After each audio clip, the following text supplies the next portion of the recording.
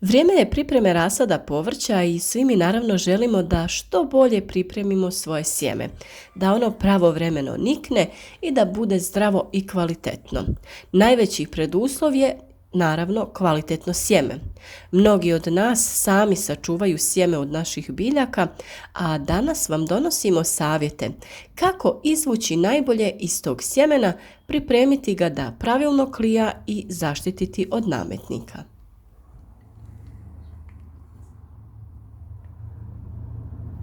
Većina bolesti koje se javljaju na povrću i cvijeću prenose se sjemenom, zbog čega je potrebno sjeme pripremiti za sjetvu i dezinficirati ga. Priprema sjemena ima niz dobrih karakteristika.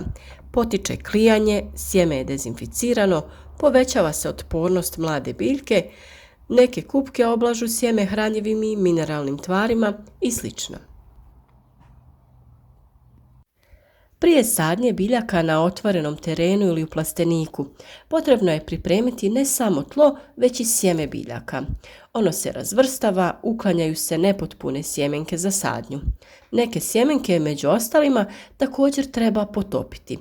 To određuje kvalitetu i količinu uzgojenih usjeva. Da bi selektirali sjeme, najbolje je unaprijed utvrditi stupanj klijavosti i tako olakšati rad tijekom sjetve. Pod klijavim sjemenom podrazumijevamo broj sjemenki koje su proklijale, a to se izražava u postotku u odnosu na ukupan broj posijanih sjemenki. Najlakši i najbrži način utvrđivanja klijavosti sjemena je da se uzorak sjemena potopi u slabu otopinu kalij permanganata. Klijavo sjeme će potonuti na dno, a ono koje nije će isplivati na površinu. Isti učinak će imati i potapanje sjemena u slabu otopinu soli, što smo i mi učinili ovdje u ovom videu. Prvo se napravi slaba otopina soli od 3% do 5% i sjemenke se spuste u otopinu koja se lagano promiješa i ostavi 10 do 15 minuta. Mi smo u našu providnu teglu dodali otprilike 2 dl vode, u to smo dodali pola kašikice soli, promiješali, dodali naše sjemenke te također dodatno promiješali da bi se sjemenke skroz namočile. Loša i nefunkcionalna zrna će isplivati na površinu. Ovo je brzi test koji se često koristi u sjetvi i kojim se uklanjaju manjkave sjemenke. Nakon ovog testa potrebno je sjemenke dobro isprati vodom i što prije posijati.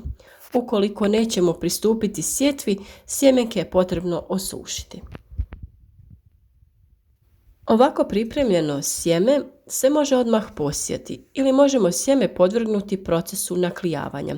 Isto to možemo uraditi i sa sjemenom koje nismo prethodno namakali u vodi. I ovako će nam se pokazati koje sjeme je klijavo, a koje nije.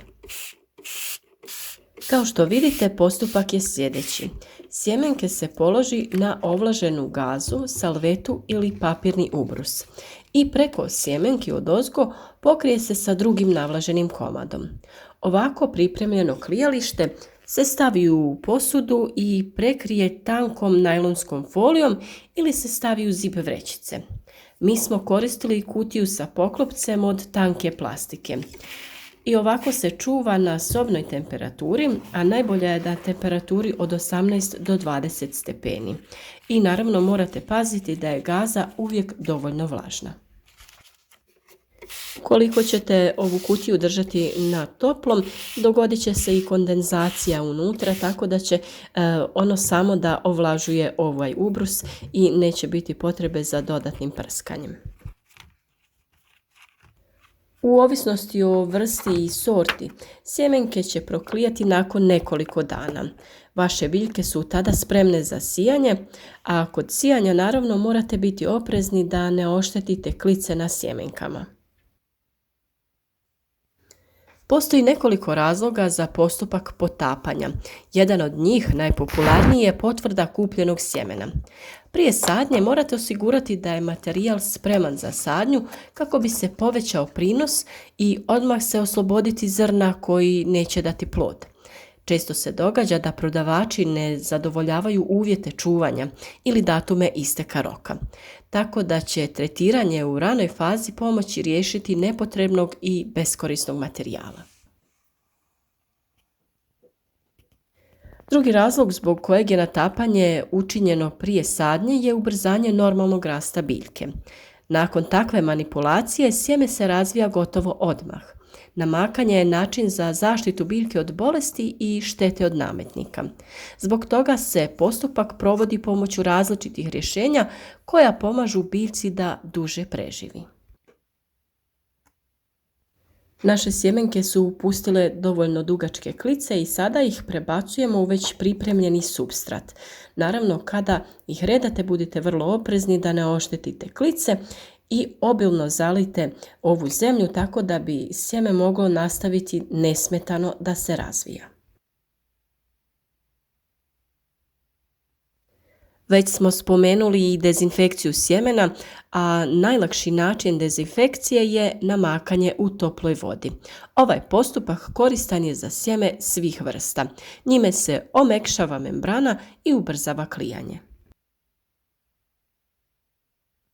Dužina potapanja u vodi sobne temperature je različita za različite kulture.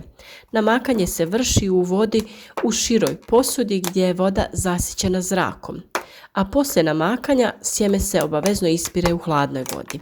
Ovako pripremljeno sjeme, kao što smo već rekli, može se odmah posijati ili možemo sjeme podvrgnuti još procesu naklijavanja. Osim u toploj vodi, sjeme se može namakati u različitim kupkama od kalij permanganata, raznog bilja, mlijeka, biološki aktivnih tvari, aloe vere i pepela. Da bi biljke cijelu sezonu bile manje sklone štetnicima i bolesti, potrebno je tretirati materijal za sadnju s posebnim rješenjem za prevenciju. Za tretman sjemenki permanganatom potrebno je pripremiti 1% otopinu, to jest 1 gram kalij permanganata i 100 grama vode. Ili ako vam je jednostavnije, ide 1 kašika kalij permanganata i 3 kašike vode. Biljne kupke koristimo ako želimo potaknuti sjeme na brže klijanje, dezinficirati površinu sjemena, povećati otpornost biljke na bolesti. Za pripremu biljnih kupki koriste se različite biljne vrste poput kamilice, kadulje, stolisnika, koprive, maslačka, kore hrasta ili kupke od miješanog bilja. Sok aloe vere posebno odgovara sjemenkama paradajza, koje se u otopini sa sokom aloe vere može potopiti na 24 sata, ali ne duže, i odmah nakon toga može se sijati. Sjeme mrkve, peršuna, repe niče tek nakon nekoliko sedmica i duže vremena ako je suho. Zbog toga je poželjno ta sjemena namakati prije sjetve. Sljedeća mogućnost je namakanje u pepelu. 2 kašike pepela otopiti u 1 litri vode, dobro promiješati i ostaviti nekoliko sati uz povremeno miješanje.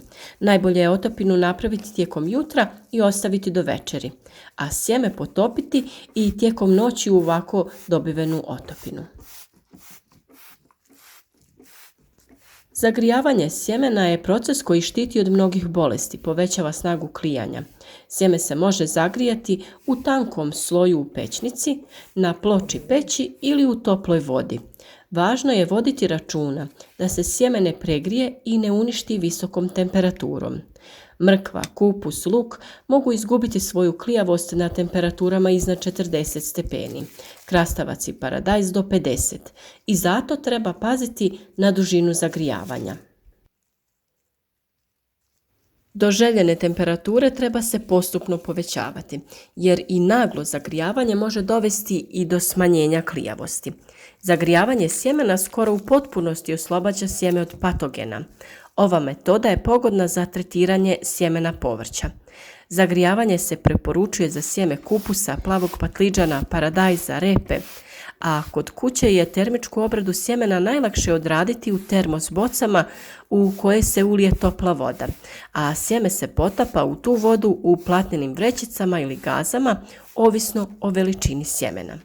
Nemojte da temperatura prelazi više od 30 stepeni. Bitan naredni korak je da nakon zagrijavanja sjeme odmah potopite u hladnu vodu u trajanju od 3 do 4 minute. Zagrijavanje sjemena se može obavljati i na nižoj temperaturi od 25 do 28 stepeni tijekom mjesec dana postupno. I posljednja opcija je hlađenje koje također čuva klijavost sjemena. Sjeme se može izložiti niskim pozitivnim temperaturama od 1 do 6 stepeni tijekom jednog mjeseca ili čak do godinu dana.